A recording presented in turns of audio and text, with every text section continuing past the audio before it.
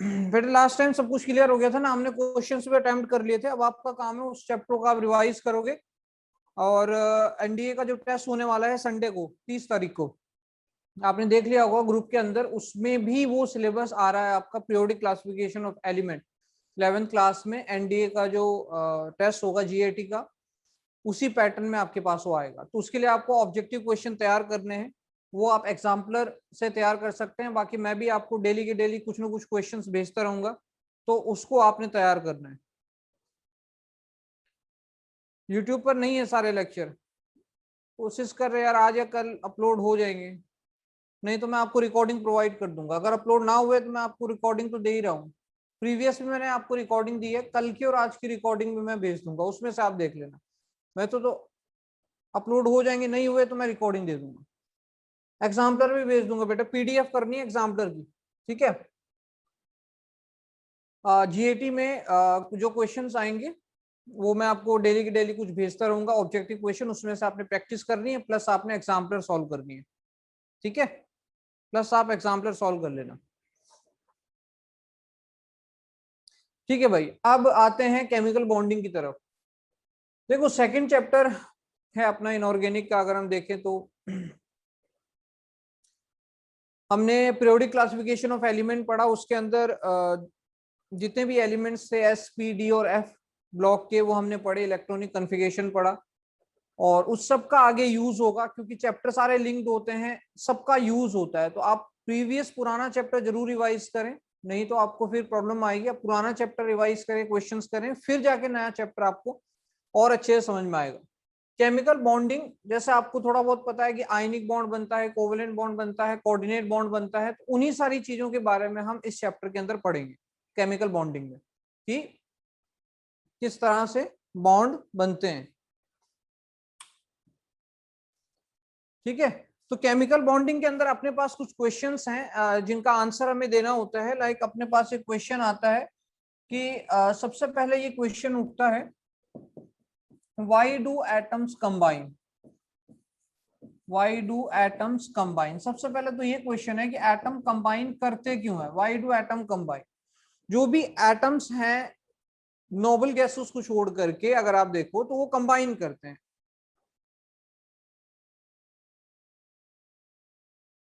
है ना। अब यहाँ आप ध्यान दो, आपको सब बता दिया जाएगा, पैटर्न बता देंगे, जीएटी का सारा पैटर्न आपको बता देंगे, सब कुछ क्लियर हो जाएगा। तो व्हाई डू एटम्स कंबाइन, सबसे पहले तो एटम कंबाइन क्यों करते हैं, उसके अलग अलग रीजन है। हाँ, टू मेक देमसेल्फ स्टेबल, अपने आप को स्टेबल करने के लिए, स्टेबिलिटी में लाने के लिए वो क्या करते हैं, कंबाइन करते हैं। दूसरा क्वेश्चन है कि हाउ डू एटम्स कंबाइन। इन्हीं दोनों क्वेश्चंस के ऊपर अपना पूरा ये चैप्टर होगा, है ना। इन्हीं दोनों के ऊपर अपना ये पूरा चैप्टर होने वाला है। पहला है कि why do atoms combine, atom को कंबाइन करने की क्या जरूरत है, या कॉज ऑफ केमिकल कॉम्बिनेशन, कि क्या रीजन है केमिकली कंबाइन होने का, और हाउ डू एटम्स कंबाइन। अगर पहले तो वो कंबाइन हो रहे हैं, चलो ठीक है, उसका रीजन हमने निकाल लिया कि वो कंबाइन हो रहे हैं, अब वो कंबाइन कैसे हो रहे हैं, उसके कौन कौन से डिफरेंट तरीके हो सकते हैं। जैसे हम पढ़ते हैं कोवेलेंट बॉन्ड एक तरीका है, आयनिक बॉन्ड है, कोऑर्डिनेट है, मेनली आप ये पढ़ते हो, और इनके पीछे की थ्योरीज होती हैं बहुत सारी कि कैसे ये कंबाइन करते हैं। तो why do atom combine and how do atom combine, ये दो मेजर क्वेश्चन है जिनके ऊपर अपना केमिकल बॉन्डिंग रहता है। ध्यान से, अब जो भी यहाँ पे लिखा जा रहा है क्वेश्चंस भी हम सॉल्व करेंगे, तो यहाँ पर जो भी लिख रहे हैं उसको आप कॉपी में नोट करते रहो, साथ में मैं आपको नोट्स देता रहूंगा, ठीक है। वो नोट्स को आप पढ़ो और क्वेश्चंस बनाओ, डेली के डेली हम कुछ क्वेश्चंस भी करेंगे, ठीक। तो इसके अंदर पहले क्वेश्चन को अगर हम देखें, उसका आंसर हम ढूंढें, तो कॉज ऑफ केमिकल कॉम्बिनेशन मतलब क्या रीजन है केमिकल कंबाइन, केमिकली कंबाइन होने का क्या रीजन है ना। कॉज ऑफ केमिकल कॉम्बिनेशन, कि एटम्स केमिकली कंबाइन क्यों हो रहे हैं, है ना। व्हाई डू एटम्स कंबाइन, या कॉज ऑफ केमिकल कॉम्बिनेशन। तो एक तो आपने लिखा है किसी ने यहाँ पर कि टू कंप्लीट देयर ऑक्टेट, है ना, आर्यन ने लिखा है टू कंप्लीट देयर ऑक्टेट, और to achieve the noble gas configuration. तो इस तरीके से नोबल गैस कन्फिगरेशन या स्टेबिलिटी अटेंड करने के लिए। तो पहला मैं आपको इसका रीजन बता दूं, to obtain stability, to obtain stability. और स्टेबिलिटी कैसे ऑब्टेन करेंगे? By lowering energy, by lowering energy.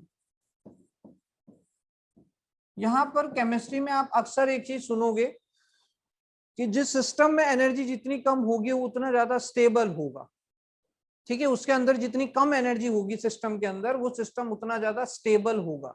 तो यहाँ पर वही चीज है, टू ऑब्टेन द स्टेबिलिटी। और स्टेबिलिटी कैसे ऑब्टेन होगी? Bye lowering the energy, energy वहां पर कम करनी पड़ेगी।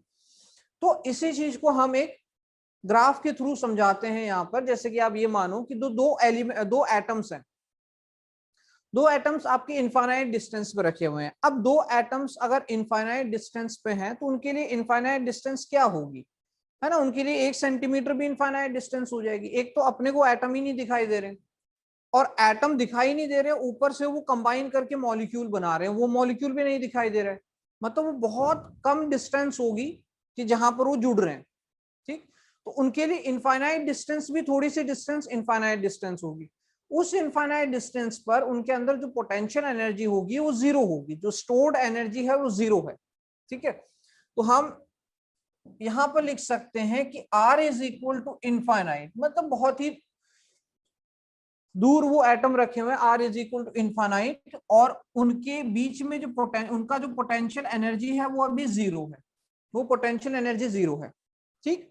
धीरे धीरे हम जैसे ही उन एटम्स को एक दूसरे के नजदीक लाते हैं, बॉन्ड बनाने के लिए एक दूसरे के नजदीक वो आते हैं, जैसे जैसे उनमें डिस्टेंस कम होती जाती है, जैसे जैसे उसमें R कम होता जाता है, ठीक है, जैसे उसमें R कम हो रहा है वैसे ही इसके अंदर पोटेंशियल एनर्जी भी कम होती रहेगी। जैसे जैसे R कम हो रहा है पोटेंशियल एनर्जी कम होती रहेगी।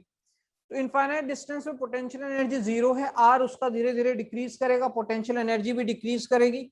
इस चीज को हम एक डायग्राम, एक ग्राफ से इस तरह से समझा सकते हैं। इसको इस तरह से एक ग्राफ से हम बता सकते हैं।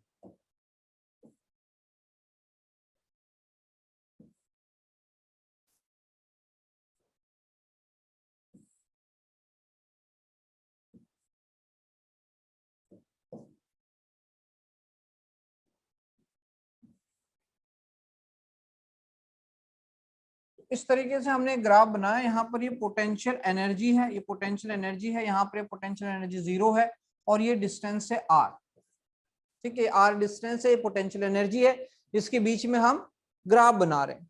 यहाँ पर सपोज हमने पहले कोई एलिमेंट, दो एटम हमने यहाँ पे रखे थे, ये दो एटम थे, यहाँ पर वो दोनों दोनों एटम रखे हुए थे। जो डिस्टेंस थी इनके बीच की वो डिस्टेंस इनफाइनाइट थी, और इस पे पोटेंशियल एनर्जी क्या थी? पोटेंशियल एनर्जी जीरो थी, ठीक है। डिस्टेंस क्या थी? इनफाइनाइट थी, और पोटेंशियल एनर्जी यहाँ पर जीरो थी। जो डिस्टेंस थी वो इनफाइनाइट थी, पोटेंशियल एनर्जी जीरो थी। अब इन्होंने क्या किया? धीरे धीरे ये जब दोनों एटम आपस में कंबाइन करेंगे, एक दूसरे को अप्रोच करेंगे, तो ये धीरे धीरे इनके बीच की डिस्टेंस कम होती जाएगी, ये R इनके बीच कम होता जाएगा, धीरे धीरे R कम होता जाएगा। तो आपको कुछ इस तरीके का ग्राफ बनता है। पहले मैं यहाँ पे ग्राफ बना देता हूं। इस तरीके का एक ग्राफ आपको मिलता है। अब यहाँ पर क्या हुआ? R जैसे जैसे डिक्रीज हो रहा है, R जैसे जैसे कम हो रहा है, तो पोटेंशियल एनर्जी भी उसकी क्या होती जा रही है? कम होती जा रही है। पोटेंशियल एनर्जी धीरे धीरे देखो जीरो से नीचे आ गई ना, नेगेटिव में आ गई, पोटेंशियल एनर्जी धीरे धीरे कम होती जा रही है। अब पोटेंशियल एनर्जी इसकी कम होती जा रही है, तो एक पॉइंट ऐसा आएगा, ये वाला पॉइंट, ये वाला पॉइंट आप देख रहे हो। यहां पर आप देख रहे हो कि यार जो पोटेंशियल एनर्जी है वो मिनिमम आ गई है इस पॉइंट, ये जो पॉइंट है ना, यहाँ पर मिनिमम पोटेंशियल एनर्जी आ गई है। तो यहां तक आने पर इसमें मिनिमम एनर्जी है, ये है मिनिमम एनर्जी। और अपने को पता है कि यार जहां पर मिनिमम एनर्जी होगी वहां पर स्टेबिलिटी सबसे ज्यादा होगी। तो मिनिमम एनर्जी और maximum stability, minimum energy maximum stability, stability बहुत ज्यादा है, एनर्जी बहुत कम है। तो इस डिस्टेंस पर जब दोनों एटम आते हैं तो इस लेंथ को अगर हम यहां पे बात करें,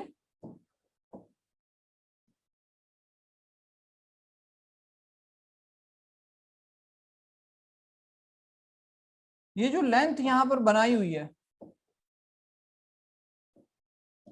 ये जो यहाँ पर लेंथ हमने बनाई हुई है, ये जो है यहाँ पर मिनिमम एनर्जी है ना, ये जो आर नोट है, ये जो लेंथ है आर नोट, ये जो आर नोट लेंथ है, इसी आर नोट को हम क्या कह रहे हैं, बॉन्ड लेंथ कहते हैं, बॉन्ड लेंथ।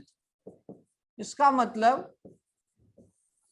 मतलब ये जो आर नोट है, ये ऐसी डिस्टेंस है, ये ऐसी डिस्टेंस है जहां पर दोनों एटम सबसे ज्यादा स्टेबल है। मतलब एक प्रॉपर, हर एक एटम के बीच में प्रॉपर बॉन्ड लेंथ होती है ना, कि उतने बॉन्ड लेंथ के अगर वो उससे दूर है तो भी वो बॉन्ड वीक है, और अगर उस बॉन्ड लेंथ के नजदीक वो आएगा, उससे कम वो आएगा, उससे कम में भी रिपल्शन बढ़ जाएगा, और उससे कम में आप देखो जैसे जैसे आप कम होते जाए, जैसे डिस्टेंस कम होती जाएगी, बॉन्ड लेंथ कम होती जाएगी, और ज्यादा कम होगी तो एनर्जी बढ़ती जाएगी, पोटेंशियल एनर्जी बढ़ती जा रही है, ये पोटेंशियल एनर्जी उसकी बढ़ती जाएगी, सिस्टम अनस्टेबल होता जाएगा।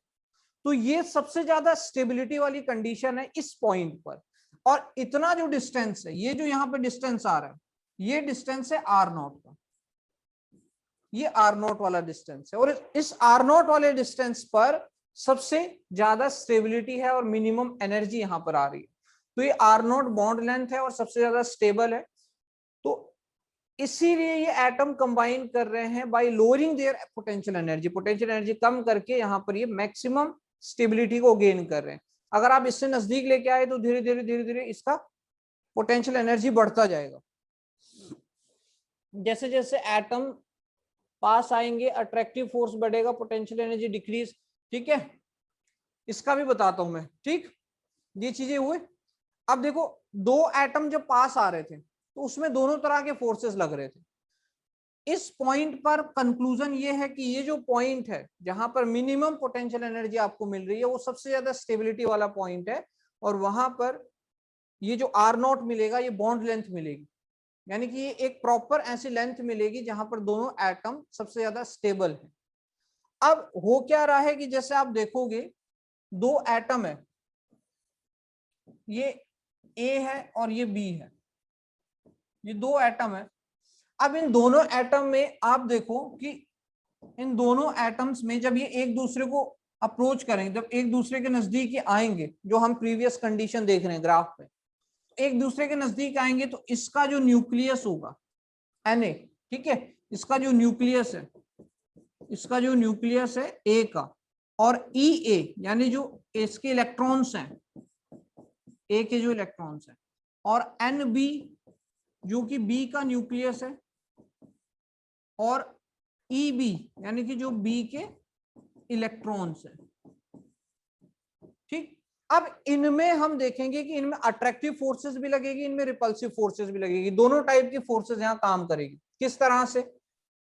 अगर मैं न्यूक्लियस ऑफ ए और न्यूक्लियस ऑफ बी की बात करूं, जब ये दोनों नजदीक आएंगे, दोनों एटम नजदीक आएंगे, एक दूसरे को अप्रोच करेंगे, तो इसके न्यूक्लियस में और इसके न्यूक्लियस में किस तरह का फोर्स होगा? अट्रैक्टिव होगा या रिपल्सिव होगा?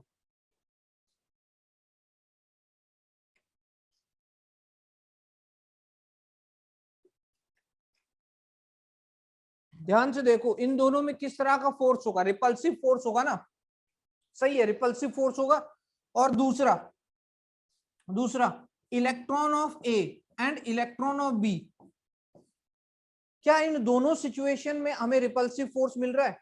जब ये नजदीक आएंगे, अप्रोच करेंगे, तो nucleus of A, nucleus of B, positive positive charge, electron of A, electron of B. तो यहां पे मैं कह सकता हूं कि यार ये दोनों क्या है, रिपल्सिव फोर्स यहाँ पे लगा रहे हैं, रिपल्शन इनके बीच में लग रहा है। दूसरा, अगर मैं कहूं nucleus of A and electron of B, इसका न्यूक्लियस हो और इसका इलेक्ट्रॉन हो, तो ऑब्वियसली अट्रैक्शन लगाएगा, है ना, न्यूक्लियस अट्रैक्शन लगाएगा, न्यूक्लियस अपनी तरफ खींचेगा उसको। और दूसरा कि nucleus of B and electron of A, बताओ क्या अट्रैक्टिव फोर्स लगेगा? ए का न्यूक्लियस पॉजिटिव चार्ज, बी का इलेक्ट्रॉन नेगेटिव चार्ज, दोनों में अट्रैक्शन हुआ, न्यूक्लियस ने अपनी तरफ खींचा, तो ये अट्रैक्टिव फोर्स यहाँ पे लगेगा।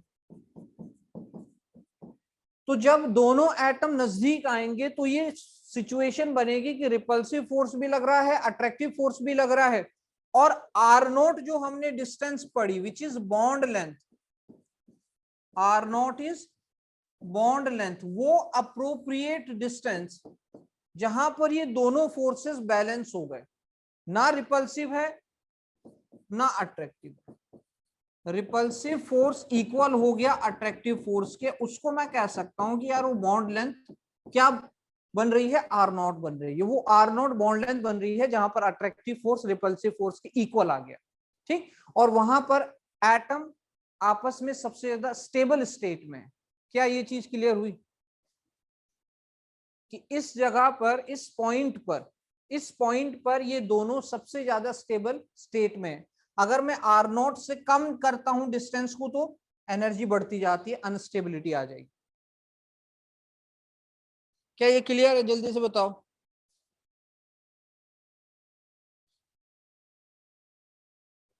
ठीक है, जल्दी से बताओ। रिपल्सिव फोर्स अट्रैक्टिव फोर्स की इक्वल कोई भी लगेगी साइमल्टेनियसली, दोनों साथ में अप्लाई होंगी ना, क्योंकि यार जब दोनों नजदीक आएंगी तो ये सारी चीजें एक साथ अप्लाई होंगी। अट्रैक्टिव फोर्स भी लगेगा, रिपल्सिव फोर्स भी लगेगा, ठीक। और एक पॉइंट अब देखो यहां पर अगर आप समझो तो इनमें जो, अगर हमने आर नॉट से ज्यादा नजदीक उसको ले, आर नॉट से कम हमने रेडियस कर दी और उसकी एनर्जी बढ़ने लग गई, तो उस टाइम उसमें रिपल्सिव फोर्सेस बढ़ने लगेंगे, एक दूसरे को ज्यादा नजदीक वो नहीं आ पाए तो रिपल्सिव फोर्सेस उसमें बढ़ने लगेगी। यहां पर जब तक आर नॉट नहीं मिला था तब तक अट्रैक्टिव फोर्सेस कम थी, ठीक। तो इस तरीके से इस पॉइंट पर दोनों फोर्सेस बैलेंस हो गई, अट्रैक्टिव रिपल्सिव आर नॉट पे बैलेंस होगी, R not is bond length. और इससे अपने को क्लियर हुआ कि दो एटम कंबाइन कर रहे हैं ताकि वो अपनी स्टेबिलिटी बढ़ा पाए, कैसे, एनर्जी को कम कर पाए, ठीक। क्लियर हो गया? क्लियर हो गया? बताओ जल्दी से।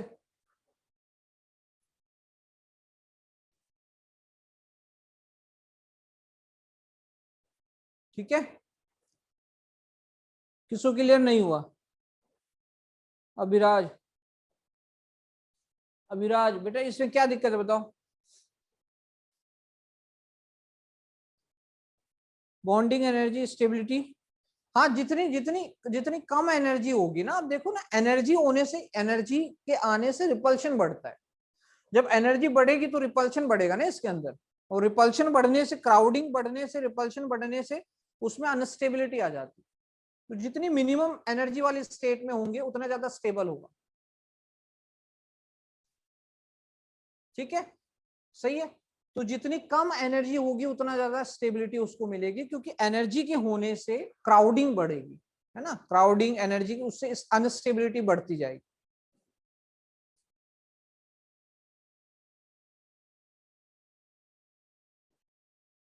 ठीक है, पोटेंशियल एनर्जी का फॉर्मूला दे देता हूं, एक पूछ रहा है।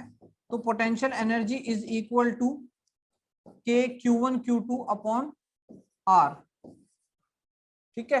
या फिर मैं के को अगर हटा दूं, प्रोपोर्शनैलिटी कांस्टेंट को अगर मैं हटा के देखूं, तो मैं एक रिलेशन इसमें लिख सकता हूं कि potential energy directly proportional to Q1 Q2 upon R. देखो, ठीक है, ये इसमें आएगा। अब आगे इसमें बात की जाए, देखो ये पहला रीजन था, पहला रीजन आपको क्लियर हुआ कि स्टेबिलिटी बढ़ने के लिए वो कंबाइन कर रहे हैं। स्टेबिलिटी कैसे बढ़ेगी? जब एनर्जी, पोटेंशियल एनर्जी उसकी कम हो जाएगी, ठीक। दूसरा अगर मैं पॉइंट यहां पे बताऊं, to obtain, to obtain noble gas, noble gas configuration,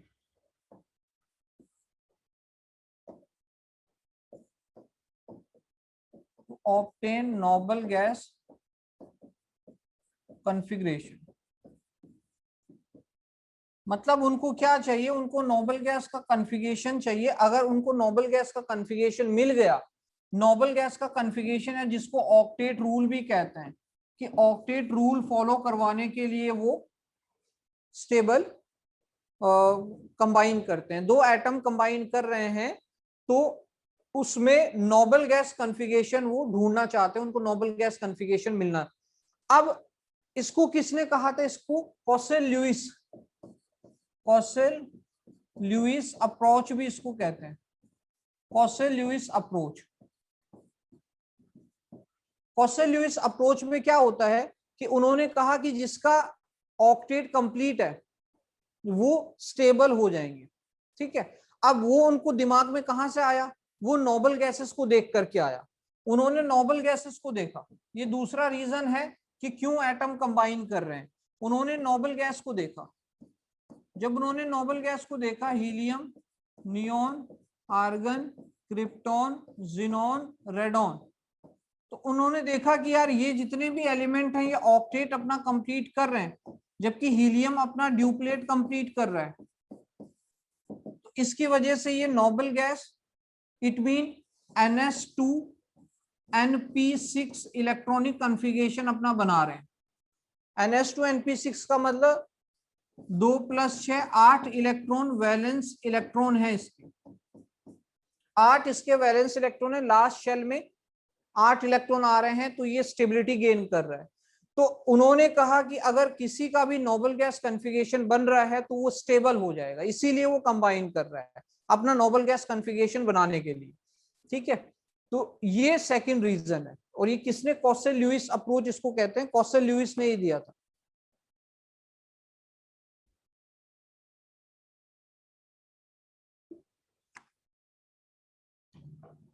ठीक है, फिलहाल हमें दो चीजों का, हाँ नोबल गैसेस भी कंपाउंड बनाती हैं भाई। नोबल गैसेस में जिनोन एक ऐसा एलिमेंट है, नोबल गैस है, जो कि बहुत सारे कंपाउंड बनाता है। उसको हम पढ़ेंगे 12th क्लास में, पढ़ते हैं कि जिनोन बहुत सारे कंपाउंड बनाता है। ठीक है, बट वो अप्रोप्रिएट कंडीशन में उन कंपाउंड्स को बनाएगा जब उसको कंडीशन प्रोवाइड की जाएगी। बाकी हीलियम, नियोन और आर्गन के अभी तक कोई भी कंपाउंड एग्जिस्ट नहीं करते हैं। जिनोन के बहुत सारे कंपाउंड एग्जिस्ट करते हैं, क्रिप्टोन का एक कंपाउंड एग्जिस्ट करता है और रेडोन के भी एक कंपाउंड एग्जिस्ट करता है। बाकी हीलियम, नियोन, आर्गन का अभी तक कोई कंपाउंड ढूंढा नहीं गया है। तो मतलब आप ये लगा लो कि जनरली उस टाइम पर उन्होंने कहा कि भाई कॉसेल ल्यूइस अप्रोच, ऑक्टेट अगर फॉलो हो रहा है तो वो मतलब वो स्टेबल है, किसी के साथ कंबाइन नहीं करेगा। तो ये सेकंड था, to obtain the noble gas configuration. और पहला कौन सा था, पहला था to obtain the stability by lowering energy, ये फर्स्ट रीजन था। और ये सेकंड रीजन है, व्हाई डू एटम्स कंबाइन। तो अब अपनी जो स्लाइड थी उसमें हमने सबसे पहले ये क्वेश्चन पूछा था, why do atoms combine and how do atoms combine. तो इसका हमें आंसर मिल गया है, व्हाई डू एटम्स कंबाइन का आंसर मिल गया है। ठीक, इसका आंसर अपने को क्या मिला, एक मिला कि to obtain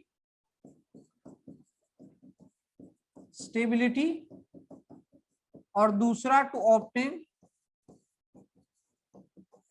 noble gas configuration. तो ये चीज हमें मिली कि नोबल गैस कॉन्फ़िगरेशन और टू ऑब्टेन स्टेबिलिटी। ठीक है, अब अपना सेकंड काम है कि how do atoms combine, atom combine कैसे करेंगे। और बाकी अपना चैप्टर जो पूरा चैप्टर है वो इसी के ऊपर चलेगा।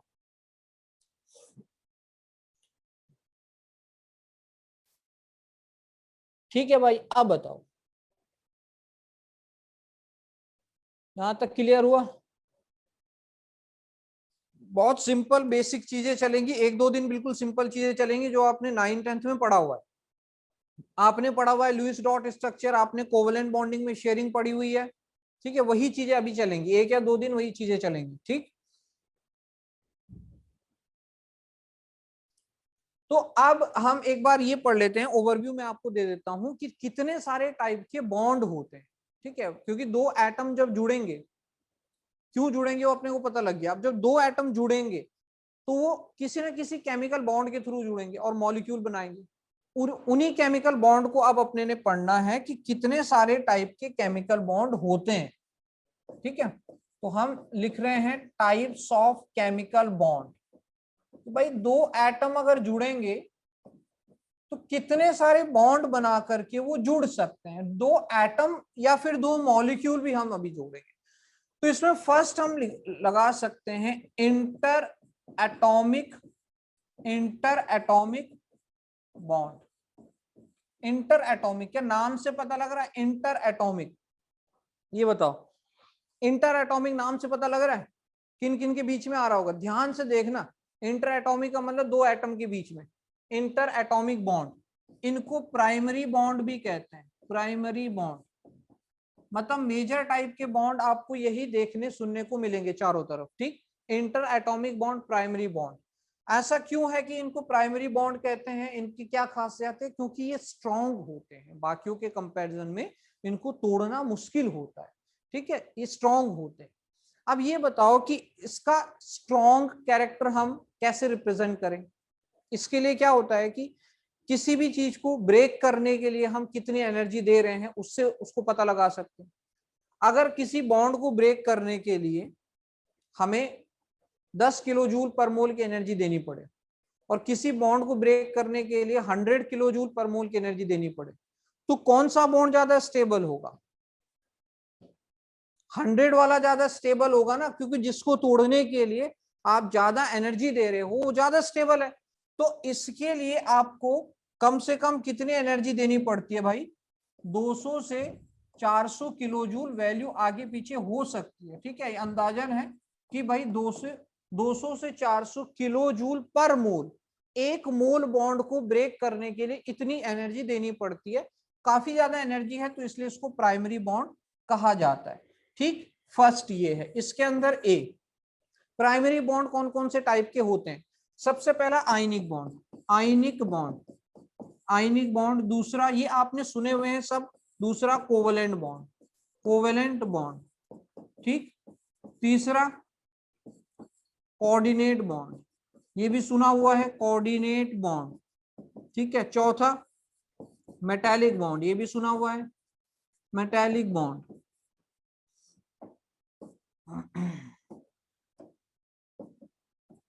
ठीक है, तो आयनिक बॉन्ड सुना हुआ है, कोवेलेंट सुना हुआ है, मेटालिक सुना हुआ है, कोऑर्डिनेट सुना हुआ है। आयनिक बॉन्ड मुझे ये बता दो कि किस किस के बीच में बनेंगे? आयनिक बॉन्ड किस किस के बीच में बनेंगे?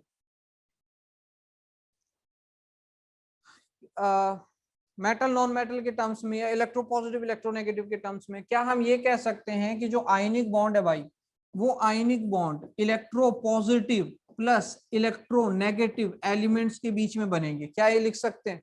Ionic bond between, ionic bond between, between electropositive plus electronegative, क्या ऐसा लिख सकते हैं भाई? जल्दी बताओ। क्या एक कैटायन होगा इलेक्ट्रोपॉजिटिव, एक एनायन होगा इलेक्ट्रोनेगेटिव, उन दोनों के बीच में क्या आयनिक बॉन्ड बन सकता है? ठीक है, ये छोटे छोटे क्वेश्चंस पूछे जाते हैं एग्जाम के अंदर, बहुत इंपॉर्टेंट है। प्राइमरी बॉन्ड कौन कौन से हैं और ये किस किस के बीच में बनते हैं? क्या covalent bond, covalent bond, covalent bond electronegative plus electronegative के बीच में बनता है? मीथेन पढ़ा है, कार्बन भी नॉन मेटल, हाइड्रोजन भी नॉन मेटल। तो कोवेलेंट बॉन्ड किस किस के बीच में बनेगा? Non metal, non metal means between electronegative and electronegative. Coordinate को हम पढ़ेंगे स्पेशल टाइप में। मेटेलिक बॉन्ड किस किस के बीच बनेगा? सिंपल मेटल के बीच में बनता है, और मेटल क्या होते हैं? इलेक्ट्रोपॉजिटिव, तो बिटवीन इलेक्ट्रोपॉजिटिव प्लस इलेक्ट्रोपॉजिटिव। ये बताओ क्या ऐसा लिख सकते हैं कि आयनिक बॉन्ड बन रहा है between electropositive electronegative, covalent electronegative electronegative, और मेटालिक कैटायन और कैटायन के बीच में, मतलब मेटल और मेटल के बीच में ये बॉन्ड बन रहे हैं। फिलहाल इनको तोड़ना काफी मुश्किल है, क्योंकि 200 से 400 किलो जूल पर मोल की एनर्जी तोड़ने में लग रही है। इतनी एनर्जी लग रही है, इसीलिए इनको प्राइमरी बॉन्ड कह रहे हैं। इंटर एटॉमिक है, इंटर, इंटर एटॉमिक मतलब दो एटम के बीच में ये बॉन्ड होंगे, ठीक। तो इतनी चीजें इसके अंदर आती हैं। ये है अपने पास पहला इंटर एटॉमिक बॉन्ड। इनको पढ़ेंगे, सबको डिटेल में पढ़ेंगे वन बाय वन।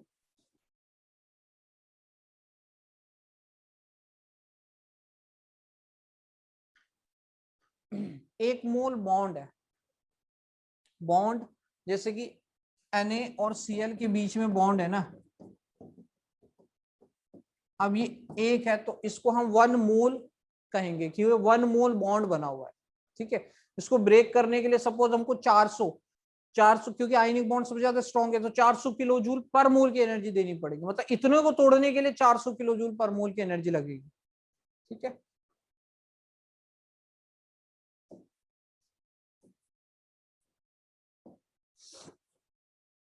ठीक है भाई, ये चीजें हमने बताई, इलेक्ट्रो पॉजिटिव इलेक्ट्रोनेगेटिव, ठीक। मतलब कैटायन और एनायन, ये भी लिख सकते हैं शॉर्ट में कि इसको कैटायन प्लस एनायन के बीच में ये बनते हैं। ठीक, किसी को प्रॉब्लम हो तो इलेक्ट्रोपॉजिटिव कैटायन है, इलेक्ट्रोनेगेटिव एनायन है, तो कैटायन एनायन के बीच में ये बॉन्ड बनते हैं, तो इसलिए इसको आयनिक बॉन्ड कह रहे हैं। क्लियर? क्या प्राइमरी बॉन्ड या इंट्रा एटॉमिक बॉन्ड हो गए? इंट्रा एटॉमिक बॉन्ड क्लियर है। Ionic bond, covalent bond, coordinate bond, metallic bond. चलो भाई बढ़िया। अब क्या दो एटम के बीच में बॉन्ड बन रहे हैं, तो क्या दो मॉलिक्यूल के बीच में भी कोई ना कोई अट्रैक्शन होगा? दो मॉलिक्यूल के बीच में, लाइक मेरे पास दो हाइड्रोजन, एक हाइड्रोजन एटम है, दूसरा हाइड्रोजन एटम है, दोनों नॉन मेटल है, उनके बीच में कोवेलेंट बॉन्ड बन गया। ठीक, खत्म। एक हाइड्रोजन एटम था, एक हाइड्रोजन एटम ये था, इन दोनों के बीच में कोवेलेंट बॉन्ड बना के मैंने दिखा दिया। ठीक, अब क्या दो H2 के बीच में भी कोई बॉन्ड होगा? कोई ना कोई अट्रैक्शन तो होगा कि ये तो एक मॉलिक्यूल बना, और क्या इस मॉलिक्यूल और इस मॉलिक्यूल के बीच में भी क्या कोई अट्रैक्शन लगेगा? H2 और H2 के बीच में लगेगा ना, तो उसको हम कहेंगे इंटरमॉलिक्यूलर फोर्सेस। मतलब जो कहां लग रहे हैं? दो मॉलिक्यूल के बीच में। तो सेकंड अगर हम आए, सेकंड पे अगर हम आते हैं, तो सेकंड हम लिख सकते हैं इंटरमॉलिक्यूलर फोर्स ऑफ अट्रैक्शन। क्योंकि ये ट्रू सेंस में कोई बॉन्ड नहीं है, ये सिर्फ फोर्स ऑफ अट्रैक्शन है बिटवीन, फोर्स ऑफ अट्रैक्शन हम इसको कह रहे हैं इंटरमॉलिक्यूलर, दो मॉलिक्यूल के बीच में फोर्स ऑफ अट्रैक्शन है। इसको हम कहते हैं सेकेंडरी बॉन्ड। सेकेंडरी बॉन्ड भी इसको कहा जाता है। सेकेंडरी क्यों कह रहे हैं? क्योंकि भाई इनकी जो एनर्जी होती है वो बहुत कम होती है, मतलब थोड़ी सी एनर्जी दो और ये ब्रेक हो जाए, तो थोड़ी सी एनर्जी देने पर ब्रेक हो जाते हैं, तो लगभग 8 से 42 किलो जूल पर मोल की एनर्जी दे करके ये टूट जाएंगे, ब्रेक हो जाएंगे। 8 से 42 किलो जूल पर मोल की एनर्जी देने पे ब्रेक हो जाएगा। हाँ, सब आएगा, हर एक टाइप के बॉन्डिंग को पढ़ा जाएगा। मतलब बॉन्डिंग बहुत एक बड़ा चैप्टर है, उसमें डिफरेंट डिफरेंट टाइप्स की बॉन्डिंग, और बहुत सारे टाइप की आप बॉन्डिंग पढ़ोगे। ठीक है, कैसे अप्रोच हो रहता है, क्या स्ट्रक्चर कैसे बनाते हैं, एक्सेप्ट किसी भी एटम, किसी भी मॉलिक्यूल का स्ट्रक्चर कैसे बनाया जाता है, वो बहुत सारी चीजें हैं चैप्टर के अंदर, और वो बेसिक बनाता है केमिस्ट्री के 11th की केमिस्ट्री का, 12th की केमिस्ट्री का पूरा बेसिक बनाए, केमिकल बॉन्डिंग और पीरियोडिक क्लासिफिकेशन। मतलब आप 12th में आधे से ज्यादा केमिस्ट्री में इसका यूज तो आएगा ही आएगा, फिजिकल को छोड़ करके, बाकी इनऑर्गेनिक में, ऑर्गेनिक में आपको दोनों जगह इनका यूज मिलेगा। तो intermolecular force of attraction, secondary bond होते हैं, 8 से 42 किलो जूल पर मोल की एनर्जी इनको चाहिए होती है, इतने में ये ब्रेक हो जाएंगे। अब इसमें देखते हैं कौन कौन से टाइप के आ रहे हैं। पहला इसमें ए आता है हाइड्रोजन बॉन्डिंग, सबने सुना होगा हाइड्रोजन बॉन्डिंग, जो कि वाटर में, आइस में होती है हाइड्रोजन बॉन्डिंग, कभी कभार आपने जरूर सुना होगा हाइड्रोजन बॉन्डिंग। हाइड्रोजन बॉन्डिंग का क्या होता है? हाइड्रोजन बॉन्डिंग दो टाइप की यहां पर हो रही है। एक तो होता है इंटरमॉलिक्यूलर एच बॉन्डिंग, मतलब दो मॉलिक्यूल के बीच में, और एक होता है इंट्रा मॉलिक्यूलर, मतलब with in molecule H bonding. Inter का मतलब दो अलग अलग मॉलिक्यूल के बीच में बॉन्डिंग होती है, तो इंटर मॉलिक्यूलर हाइड्रोजन बॉन्डिंग कहते हैं। इंट्रा का मतलब विद इन, एक ही मॉलिक्यूल के अंदर हाइड्रोजन बॉन्डिंग हो जाएगी, और इसकी एनर्जी जो बनती है भाई, इसकी एनर्जी, इन दोनों की एनर्जी बनेगी 8 से 42 किलो जूल पर मोल की, इन दोनों की एनर्जी बनती है इतनी, 8 से 42 किलो जूल पर मोल की इन दोनों की एनर्जी बनती है। बी अगर देखा जाए तो इसमें आते हैं वेंडरवॉल फोर्स ऑफ अट्रैक्शन। आपने सुना होगा Van der Waals force of attraction. Van der Waals radius के बारे में हमने बात करी थी, नोबल गैसेस में जो होते हैं, तो ये नोबल गैसेस के ही बीच में कहीं ना कहीं आते हैं वेंडरवॉल फोर्स ऑफ अट्रैक्शन। और इसकी अगर बहुत वीक बॉन्ड होते हैं, बहुत वीक होता है, ये बहुत वीक होता है, ये होता है less than less than 8 kilo joule per mole, मतलब थोड़ी सी एनर्जी इनको दो और ये ब्रेक हो जाएंगे। तो 8 to 42 किस में आ जाएगा, 8 to 42 तो आ जाएगा हाइड्रोजन बॉन्डिंग में, less than 8 kilo joule per mole आपका van der Waals force of attraction में आ जाएगा। ठीक है, van der Waals force of attraction बहुत वीक फोर्सेस हैं बिटवीन मॉलिक्यूल्स, और 8 किलो जूल पर मोल से भी कम की एनर्जी दोगे तो ब्रेक हो जाएगा। अब ये डिफरेंट डिफरेंट टाइप्स के हैं, एक बार नाम लिख लेते हैं। डायपोल डायपोल डायपोल डायपोल जिसको किजोम फोर्स भी कहते हैं, अभी आप नाम लिख लो, बाद में इनको पढ़ेंगे। किजोम फोर्स भी कहते हैं। दूसरा आयन डायपोल, तीसरा इसमें डायपोल इंड्यूस्ड डायपोल, चौथा इसके अंदर आयन इंड्यूस्ड डायपोल। ठीक है, डायपोल इंड्यूस्ड डायपोल। और सबसे लास्ट में पांचवा आता है डिस्पर्जन फोर्स। डिस्पर्जन फोर्स या जिसको कहते हैं लंदन फोर्स। लंदन फोर्स आपने पढ़ोगे तो आपको ये पता लगेगा। तो किजोम फोर्स भी है, इसको किजोम फोर्स भी कहते हैं, इसको लंदन फोर्स भी कहते हैं, डिस्पर्जन। तो ये अपने टाइप है। मैक्सिमम जो बॉन्ड आपको दिखेंगे चैप्टर के अंदर वो इन्हीं में से होंगे। ठीक है, ये है, इन सब बॉन्ड को हमने पढ़ना है। ये जो वैंडरवॉल फोर्सेस हैं ये स्टेट्स ऑफ मैटर वाले चैप्टर में भी है। फिजिकल केमिस्ट्री के अंदर एक चैप्टर आता है स्टेट्स ऑफ मैटर, वहां पर भी ये बॉन्ड पढ़ाए जाते हैं। ठीक है, van der Waals force of attraction between molecules, पांचों टाइप के बॉन्ड वहां पे पढ़ाए जाते हैं, बट बॉन्डिंग में भी इनको मैं आपको बता दूंगा। ठीक है, हाइड्रोजन बॉन्डिंग भी हम पढ़ेंगे बीच में। फिर ये आयनिक हो गया, कोवेलेंट हो गया, कोऑर्डिनेट हो गया, मेटालिक हो गया, इन सबको हम पढ़ेंगे। ठीक, बताइए इतना कुछ क्लियर हुआ? कितने सारे टाइप के बॉन्ड हैं?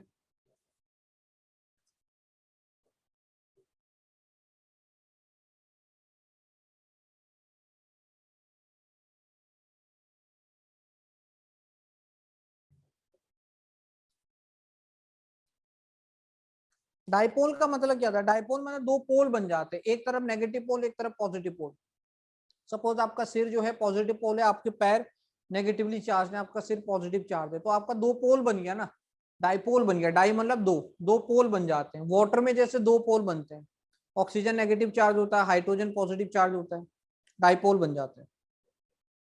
हाँ, वेंडरवॉल फोर्सेस 5 टाइप के हैं, अलग अलग बुक्स में इनका डिवीजन अलग अलग तरीके से आपको मिल जाएगा। मतलब डिफरेंट डिफरेंट बुक्स में आपको कुछ अलग तरीके से भी ये डिवाइड होकर के मिलेंगे। फिलहाल हम इनको 5 कैटेगरी में डिवाइड करते हैं। ठीक है, ये चीज हुई। तो हम अपने जो स्टार्टिंग करेंगे आयनिक बॉन्ड को पढ़ेंगे, आयनिक बॉन्ड पढ़ेंगे, उसके बाद कोऑर्डिनेट बॉन्ड पढ़ेंगे, फिर मेटालिक बॉन्ड पढ़ेंगे, फिर कोवेलेंट बॉन्ड पढ़ेंगे। ठीक है, कोवेलेंट बॉन्ड पढ़ने की अलग अलग थ्योरीज हैं कि कोवेलेंट बॉन्ड जो कॉम्प्लेक्स मॉलिक्यूल होते हैं उनमें कैसे बनता है, क्या होता है, सब हम पढ़ेंगे। और उसके बाद स्पेशल टाइप की बॉन्डिंग आती है, ये सारे टाइप की बॉन्डिंग हम डिस्कस करेंगे। ठीक है, इतना बताओ, इतना क्लियर है? हाँ, ये वेंडरवॉल फोर्सेस इस चैप्टर में भी पढ़ लेंगे, कोई दिक्कत नहीं है। बॉन्डिंग जब होगी तो पूरी होगी, टेंशन न लो, सब हम इसमें करेंगे। हाँ, बस इतने ही है, इतने टाइप के बॉन्ड है बस, इससे ज्यादा आपको नहीं मिलेंगे, इतने टाइप के बॉन्ड है। बाकी इसके अलावा कुछ स्पेशल, जैसे आपने सुना हुआ banana bond, 2 electron 3 centre, 2 electron 4 centre, अलग अलग टाइप की बॉन्डिंग होती है, स्पेशल टाइप की बॉन्डिंग होती है, कम ही मॉलिक्यूल्स में मिलती है, स्पेशल टाइप की है, तो उसको भी पढ़ेंगे। सही है भाई? ठीक है, इतना क्लियर है?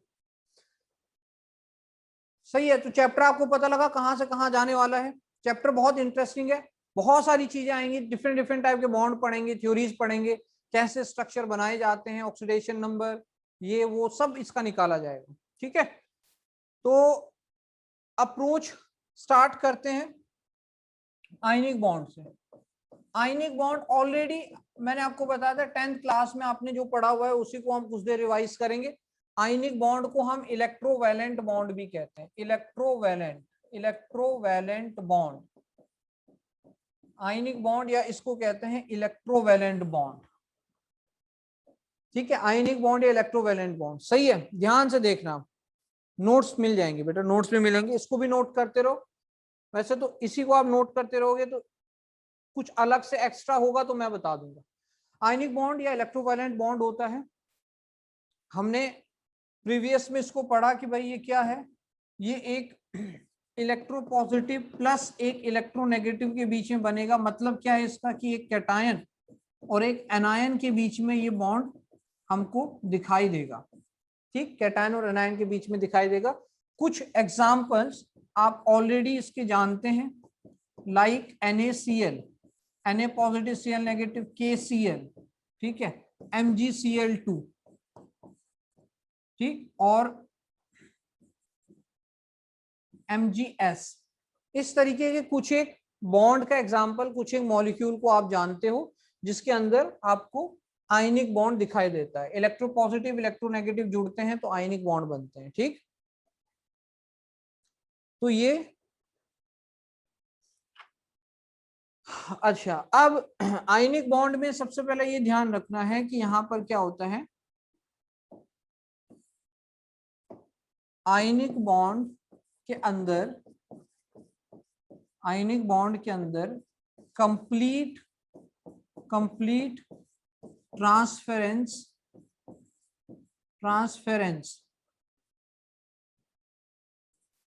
Of electrons, electron complete transference होगा उसका, cation to anion electron complete transfer होगा, complete transference of electron from one atom to another. ठीक है, ये ऑलरेडी आपने डेफिनेशन क्लास 10 में पढ़ी हुई है, from one atom to another. और ये क्यों ऐसा कर रहा है, कैटायन एनायन क्यों बनते हैं from one atom to another, to obtain noble gas configuration. और नोबल गैस कॉन्फ़िगरेशन अपने को पता है कि स्टेबल कॉन्फ़िगरेशन होता है। नोबल गैस कॉन्फ़िगरेशन क्या होता है, दैट इज NH2Np6, 6 2 8, 8 इलेक्ट्रॉन इसमें रहते हैं। ये बताओ, ये क्लियर है डेफिनेशन इसकी, ऑलरेडी पढ़ी हुई है। कैटायन एनायन के बीच में बॉन्ड बन रहा है, कंप्लीट ट्रांसफरेंस हो रहा है एक एटम से दूसरे एटम में, और क्यों हो रहा है, उससे क्या होता है, नोबल गैस का कॉन्फ़िगरेशन बनता है, NH2Np6 बनता है, आयनिक बॉन्ड। तरीके बताऊंगा, सब कुछ क्लियर होगा। बुक में प्रदीप में आप देखते चलोगे, जितने जितने क्वेश्चन दिए हैं सारे बन जाएंगे। ठीक है, डेली मैं आपको क्वेश्चन भी भेजूंगा कि आप ये क्वेश्चन अटेम्प्ट करो बुक के अंदर से, वो भी आपको ढूंढने की जरूरत नहीं है, क्वेश्चन में लिख करके भेजूंगा कि ये नंबर का क्वेश्चन, ये नंबर का क्वेश्चन आपने अटेम्प्ट करना है। जो जो पढ़ाया जाएगा डेली के डेली क्वेश्चन उसमें बनाते रहो। ठीक है भाई, तो आयनिक बॉन्ड ये कुछ बन रहा है कि कंप्लीट ट्रांसफर हो रहा है इलेक्ट्रॉन्स का, जैसे पढ़ा हुआ है ना हमने कि आयनिक बॉन्ड में कंप्लीट ट्रांसफर होता है, कोवेलेंट बॉन्ड में शेयरिंग होती है, कोऑर्डिनेट बॉन्ड में दोनों होते हैं, एक बार ट्रांसफर भी होता है शेयरिंग भी होती है। सही है, आयनिक बॉन्ड में। अब यार ये बताओ, आयनिक बॉन्ड अगर बन रहा है तो हम उसको कैसे, क्या प्रोसीजर है उसको बनाने का, फॉर्मेशन, एक को एक्सप्लेन करूंगा बाकी आप खुद ब खुद करोगे। फॉर्मेशन ऑफ आयनिक बॉन्ड, उसको ध्यान से देखना कि आयनिक बॉन्ड का फॉर्मेशन कैसे कर सकते हैं, बाकी आप खुद बनाओगे। आयनिक बॉन्ड का फॉर्मेशन करना है, सबसे पहले अपने को क्या बनाना पड़ेगा, फॉर्मेशन ऑफ कैटायन। क्या अपने को सबसे पहले कैटायन बनाना पड़ेगा,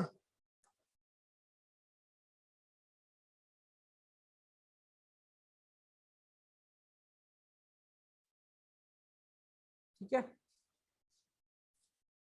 फॉर्मेशन ऑफ आयनिक बॉन्ड, इसका एक एग्जांपल ले लेते हैं कि NaCl को बना रहे हैं, NaCl कंपाउंड को बना रहे हैं, तो फॉर्मेशन सबसे पहले किसका करना पड़ेगा, Na पॉजिटिव का करना पड़ेगा। इट मीन Na पॉजिटिव क्या है, एक कैटायन है। कैटायन कैसे बनेगा, बाई लूजिंग इलेक्ट्रॉन। ये बताओ, हम क्या करने वाले हैं, NaCl को बना के देखने वाले हैं किस तरीके से इसका फॉर्मेशन होता है। सबसे पहले NaCl बनाने के लिए Na पॉजिटिव बनाना पड़ेगा, जो कि क्या होता है, कैटायन होता है। कैसे बनता है, बाय लूजिंग इलेक्ट्रॉन।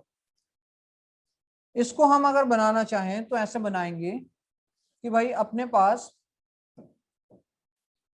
सबसे पहले Na रहेगा।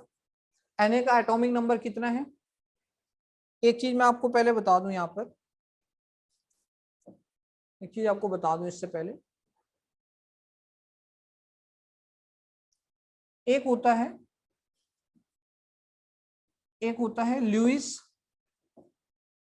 है Lewis electron dot symbol. Already आप लोगों ने प्रीवियस अपनी क्लास में पढ़ा हुआ है लुईस इलेक्ट्रॉन डॉट सिंबल। इसमें क्या करते हैं, जो भी वैलेंस इलेक्ट्रॉन होते हैं, वैलेंस इलेक्ट्रॉन्स को डॉट की फॉर्म में रिप्रेजेंट करते हैं। जैसे कि सोडियम है, सोडियम का एटॉमिक नंबर 11 है, इलेक्ट्रॉनिक कॉन्फ़िगरेशन लिखोगे 281 आएगा। सोडियम का एटॉमिक नंबर 11 है, Z is equal to 11, electronic configuration लिखोगे 281 आएगा। 281 आएगा, वैलेंस इलेक्ट्रॉन कितना आया, 1। तो फिलहाल मैं इसको ऐसे रिप्रेजेंट कर सकता हूं, कोई दिक्कत इसमें। क्लोरीन आया 7, क्लोरीन 17 का मतलब है मैंने लिखा 287, वैलेंस इलेक्ट्रॉन कितना है, 7। कैसे रिप्रेजेंट कर सकता हूं, 1 2 3 4 5 6 7। क्या Lewis electron dot symbol clear है, इसमें बड़ी बात नहीं है, आप ऑलरेडी प्रीवियस अपनी क्लासेस में पढ़ चुके हैं कि कैसे लुईस डॉट स्ट्रक्चर बनाए जाते हैं इवन। तो सबसे पहले तो लुईस डॉट सिंबल तो पता होना चाहिए ना, कि Na का इस तरीके से आ रहा है, Cl का इस तरीके से आ रहा है, बताओ क्लियर है। तो इसी में हमें सबसे पहले क्या करना पड़ेगा कि Na पॉजिटिव को बनाना है। तो Na पॉजिटिव को कैसे बनाएंगे कि Na है अपने पास 281 में, 281 में अपने पास Na है, ठीक है, 281 में अपने पास Na है और ये गैसियस स्टेट में है। या फिर मैं इसको ऐसे भी रिप्रेजेंट कर सकता हूं, मैं इसको ऐसे भी रिप्रेजेंट कर सकता हूं कि Na और एक डॉट, Na और उसका एक डॉट, इसको ऐसे रिप्रेजेंट करूं या फिर Na गैस में ऐसे रिप्रेजेंट करूं। इसके बाद मैंने क्या दिया, इसको एनर्जी दी। कौन सी एनर्जी यहां पर होगी, ताकि मैं इसका एक इलेक्ट्रॉन बाहर निकाल पाऊं और ये Na पॉजिटिव बन पाए। अब मुझे बता दूं यहां पर कौन सी एनर्जी की जरूरत अपने को पड़ रही है, यहां पर कौन सी एनर्जी की जरूरत पड़ रही है, ठीक है, सबको क्लियर है। Na के अंदर से एक इलेक्ट्रॉन बाहर निकालना है। पहले 281 था, अब ये 28 हो गया, क्योंकि इसका लास्ट वाला इलेक्ट्रॉन निकल गया। एक इलेक्ट्रॉन निकला है तो चार्ज कितना पॉजिटिव आएगा, एक पॉजिटिव चार्ज। इसको कौन सी एनर्जी दी मैंने कि ताकि इसका एक इलेक्ट्रॉन बाहर आ गया, बताओ। इसको मैंने कौन सी एनर्जी दी कि इसका एक इलेक्ट्रॉन निकल करके बाहर चला गया। ये आज का आपका लास्ट क्वेश्चन है, आयोनाइजेशन एनर्जी। क्या मैं इसको शॉर्टकट में IE लिख दूं, IE लिख दूं, ठीक, क्या मैं इसको IE लिख सकता हूं, या फिर मैं इसको डेल्टा IH लिख सकता हूं। आयोनाइजेशन एंथैल्पी, मैंने इसको आयोनाइजेशन एंथैल्पी दी, इसका एक इलेक्ट्रॉन बाहर चला गया, इसका इलेक्ट्रॉनिक कॉन्फ़िगरेशन 28 बन गया। क्या ये मेरा पहला स्टेप हुआ, फॉर्मेशन ऑफ Na पॉजिटिव, बताओ। बाकी इसकी कहानी यहां से हम कल रिवाइज करेंगे, फॉर्मेशन ऑफ आयनिक बॉन्ड से कल हम इसको पढ़ना स्टार्ट करेंगे। कल हम अपना आयनिक बॉन्ड पूरा डिस्कस करेंगे, फॉर्मेशन हो गया, सब कुछ हो गया। अगर आपको रीड करना है, इसको रीड भी कर लेना बुक से। तो फिलहाल आज देखा जाए तो चैप्टर का हमने इंट्रो कुछ किया है, कितने टाइप के बॉन्ड हैं, क्या हैं, क्यों बनते हैं, ठीक है। तो फिलहाल आज चैप्टर का इंट्रो हो गया है, फिर कल हम या जो नेक्स्ट क्लास अपनी होगी उसमें आयनिक बॉन्ड के फॉर्मेशन से स्टार्ट करेंगे। एनसीईआरटी में बेटा आप ढूंढ लेना, क्योंकि देखो चैप्टर में अपने हिसाब से यहाँ पे पढ़ा रहा हूँ। अब वो एनसीईआरटी में आगे हो सकता है, पीछे हो सकता है, या आपको मिले ही ना, ठीक है, किसी दूसरे चैप्टर में मिले। तो ऐसा हो सकता है। फिलहाल ये चीजें आपको मिल जाएंगी, रीड करना स्टार्ट कर देना, ठीक है। बाकी फिलहाल जो आपका अभी संडे का टेस्ट है, that is periodic classification of element, उसके ऑब्जेक्टिव क्वेश्चन 10-10, 15-15 ऑब्जेक्टिव क्वेश्चन मैं आपको 2-3 दिन भेजूंगा, उनको आप सॉल्व कर लेना, ठीक है। जीएटी के टेस्ट का जो लेवल होगा वो उन्हीं क्वेश्चंस में से होगा, तो आपको एक बार ऑब्जेक्टिव थोड़ा अंदाजा हो जाएगा कि कैसे ऑब्जेक्टिव क्वेश्चंस पीरियोडिक क्लासिफिकेशन के बन रहे हैं, ठीक है। क्लियर है? सॉल्व करोगे डेली, 10-10 क्वेश्चन भेज दूंगा पीरियोडिक के, तो सॉल्व हो जाएंगे 4 दिन में 40 क्वेश्चन संडे तक। बताओ, संडे तक हो जाएंगे ना, 40-50 क्वेश्चन बना लोगे आराम से पीरियोडिक के, ठीक है, बढ़िया। क्योंकि मैंने पीरियोडिक दिया, क्योंकि मूल कंसेप्ट का तो ऑलरेडी पीटी में आ ही चुका है आपके पास, तो पीरियोडिक आ जाएगा उसका अच्छे से। जीएटी में काफी इंपॉर्टेंट है, मतलब पीरियोडिक हो गया, बॉन्डिंग हो गया, मेटल नॉन मेटल, जीएटी में बहुत इंपॉर्टेंट टॉपिक है साइंस के, मूल कंसेप्ट है, बहुत इंपॉर्टेंट है। ये बेसिक जो साइंस है ना, ये बहुत इंपॉर्टेंट, इसमें क्वेश्चंस बनते हैं, ठीक है भाई। अच्छे से इसको रिवाइज करो, कोई भी दिक्कत हो आप पूछ सकते हो।